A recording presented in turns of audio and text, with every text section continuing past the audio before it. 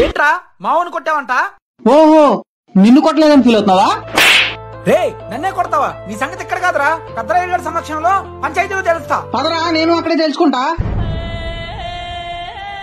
మొదలు పెట్టండి. రాయుడు గారు ఇది అన్యాయంగా నన్ను కొట్టాడండి. ఎరా ఆడు చెప్పింది నిజమేనా? అవునండి, కోపం వచ్చింది కొట్టాను. కోపం వస్తే కొడతావా? ఇప్పుడు నేను ఇచ్చే తీర్పు ఎలా ఉంటుందో తెలుసా? చరిత్రలో నిలిచిపోయే తీర్పిస్తా. ఇప్పుడు నీకు చూడు. రక్తానికి రక్తం, బొచ్చుకి బొచ్చు, దెబ్బకు దెబ్బ. అంటే ఇప్పుడు ఆడుతూ నన్ను కొట్టిస్తాడేమో. వాడి చెంప పగలు కొట్టావు కాబట్టి ఈ పెదరాయుడిచ్చే తీర్పు నీకు 100 రూపాయలు జరిమానా విధిస్తున్నా. సూపర్ తీర్పు రాయుడు గారు. ఇది కూడా నీ వందా?